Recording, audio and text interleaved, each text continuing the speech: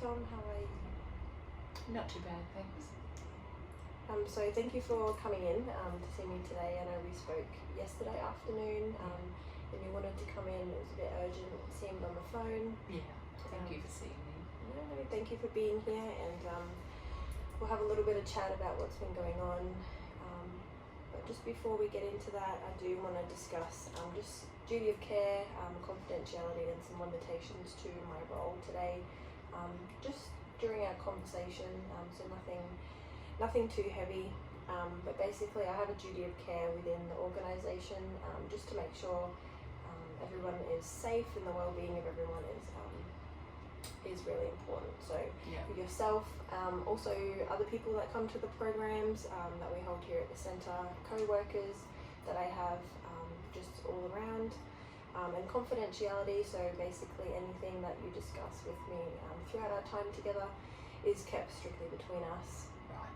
So this is a safe space for you to, for us to have this conversation and you to explain anything or discuss anything that you'd like. Yeah.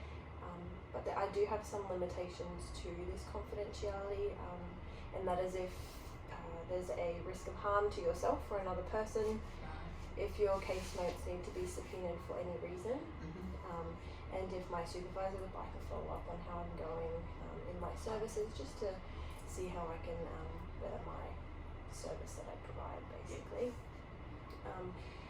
Is that something that you're okay with? Yeah, that's fine. Yeah, thank you. So obviously that would mean that if anything was to be discussed or disclosed on your end about any abuse or neglect or anything like that, I do have to document it. So I just thought I would let you know before we go forward, as that's I've got to do something, so yeah, that's fine. And I do like to take notes as well, if that's something that's okay with you, just the important parts, things that we can, referrals and things like that, so we can get you the whatever supports that you need after today. Okay, great. Yeah. Alright. So as well, you can disclose as much or as little as you like throughout the session, so there's no pressure for you to tell me everything, only what you're comfortable with, and that's totally okay. As I said, this is a space for you to just to be, and for us to just have a chat. Right. Yes, that's good. Thank you. Yeah. So you mentioned on the phone when you called yesterday, you've been having some issues at home, and you wanted to come in urgently. So what's been going on? Well, it's quite a few issues. I've changed jobs, so I'm working more, and I'm working Saturdays. We've got a child on the spectrum at home. He's got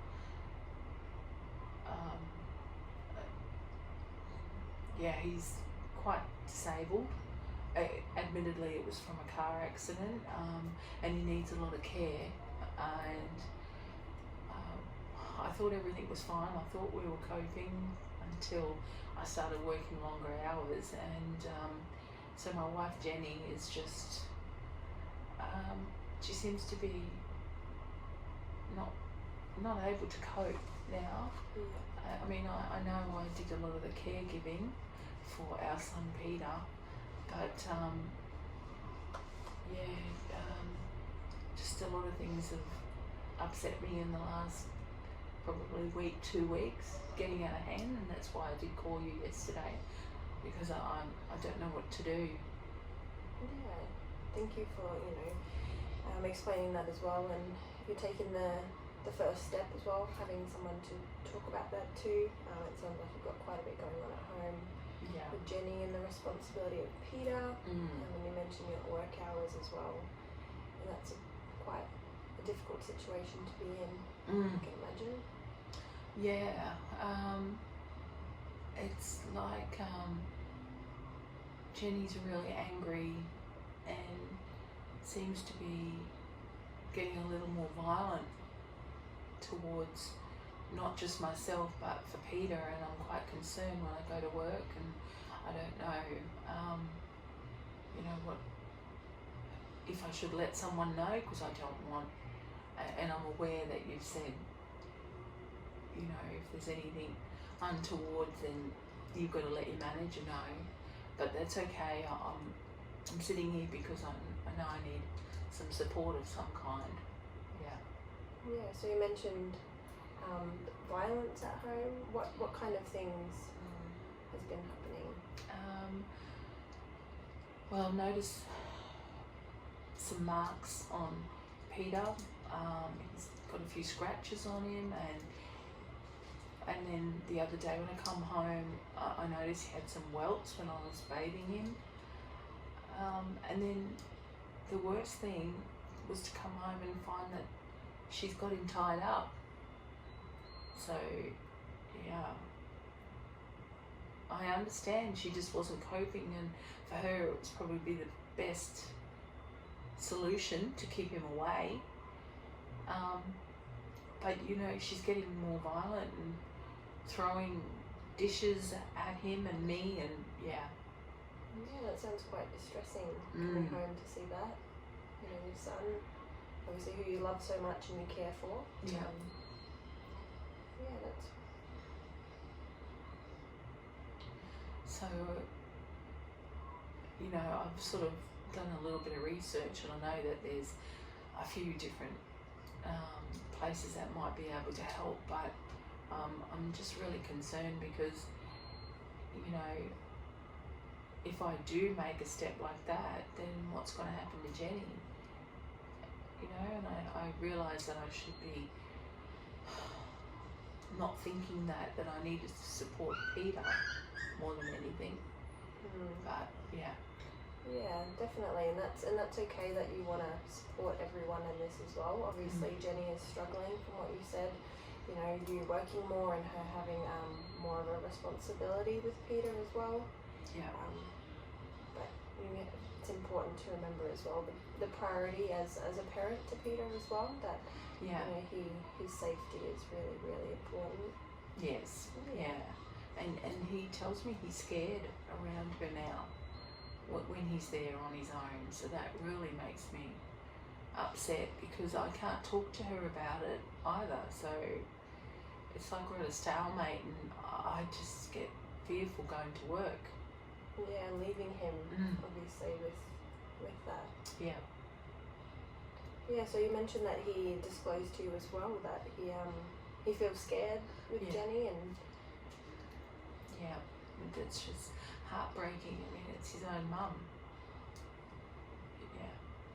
Yeah, that is really, I can understand that's very, very upsetting, and that would be quite a difficult position for him to be in as well, with his, you know, his disability, and maybe not being able to completely understand and comprehend what's happening. Yeah.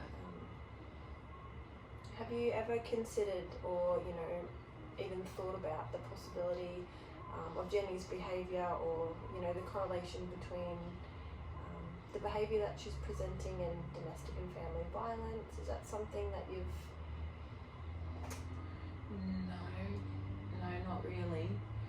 Like, I don't even know where this conversation's going to go, because I just, it can't go on the way it is at home, but then I don't want to rock the boat that much where, I don't know, I'm just hoping to get some answers, some help. Yeah. And as I mentioned before, coming and, you know, opening up is the first step in getting that help. It's important to remember as well that obviously you're feeling a little bit reluctant to disclose things, obviously caring about Jenny as well.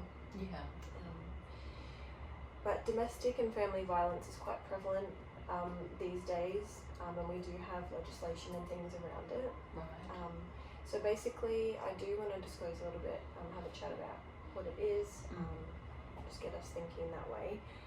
So domestic and family violence is basically a violation of human rights. So that could be physically, it could be sexual abuse, it could be emotional or psychological abuse, any kind of threatening behaviour, anything coercive or manipulative, controlling, anything like that kind of leaves the person feeling, you know, quite fearful and scared for their well-being. and that's probably the most important part, is how it's leaving you feeling afterwards as well. So those feelings, like power imbalance as well, and it can sometimes be something that occurs over a long period of time, and it's not something that's instant or happens, just a one-off. It's usually an array of different behaviours that can sometimes escalate and progress over time as well. And I just wanted to see if you've considered, maybe if you think that maybe Jenny has any kind of, if she kind of relates to any of these different forms of abuse or anything that we stated just then. Yes. A lot of what you said sort of makes me think straight off that, this has been happening for a while, and it's only got worse. So, I don't really know what we're going to do. I just feel quite torn because, Peter doesn't need this, and it's just not fair. And yet if I do make a complaint, or I don't know how the system works, but we haven't got money, Jenny can't move out, we're struggling as it is. So I don't know. There's a lot to unpack with all of it, a lot to consider as well. But in regards to Peter, it is, I'm not sure if you've heard, we have legislation in place for domestic and family violence under the Domestic and Family Violence Act. So it's got different provisions and protections to safeguard situations like Peter's and yourself. So Peter, there are a few different protections that we could look into as well to best support him. So that could be seeking or applying for a domestic violence order. I know that might sound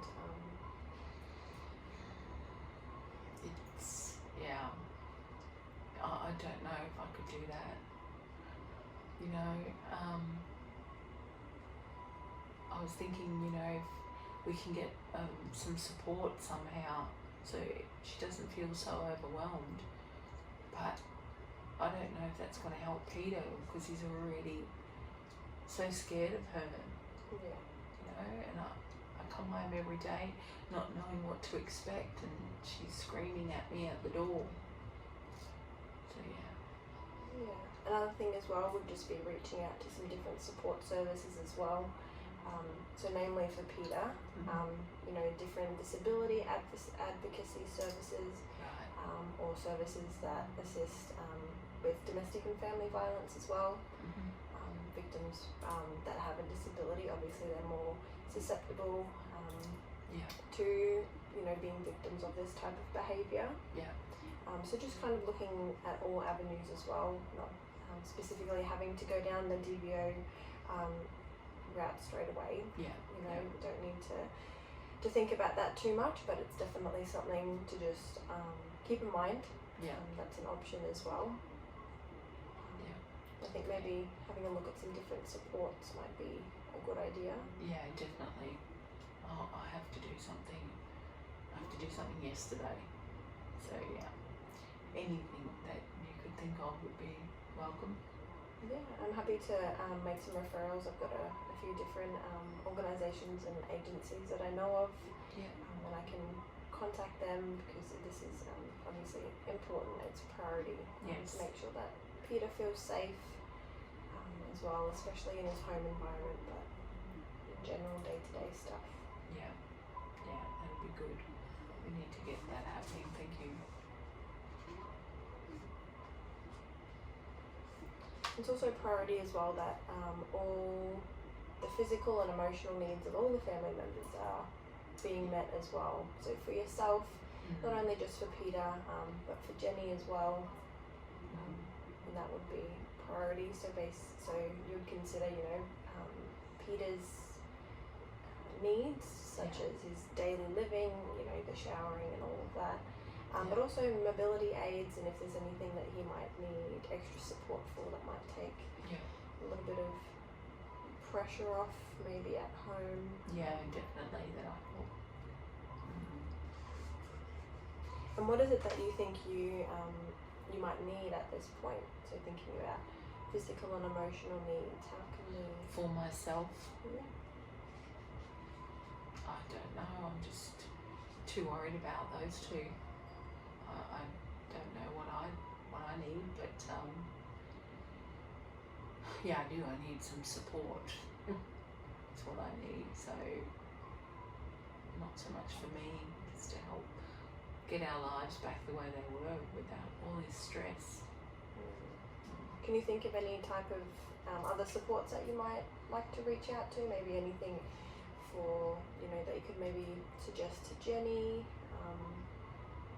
Well, I've wanted to go to the men's shed just to make some friends, because I don't have any friends.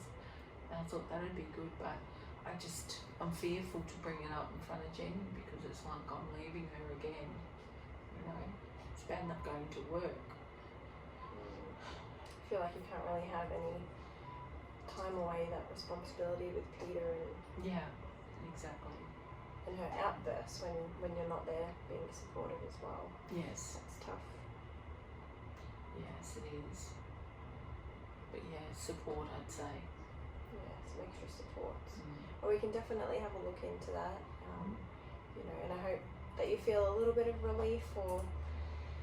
Yeah, I didn't know there were so many different avenues that I could look at, so that is good, because, yeah, if we could follow it up, and perhaps if you could make a few phone calls. I don't know how this works, but yeah. Just something to get started. Yeah, definitely. So yeah, I can have a look into that and arrange that as well. If you wanted to come back in, and we can arrange another time in the centre to have a chat again. Yeah. I think that would be something to look forward to. Yeah. So we can get yourself, your family, Peter, the support that you all need during this time. Sounds good. Thank you. Was there anything else that you feel like you need some support with, or anything you're feeling? No, that was it. Okay. That's everything. Yeah, I just feel like we're falling down a hole, and I just don't know how to help us. So yeah. But I'll definitely be in contact, and if you could try and find some help for us, that'd be good. Yeah.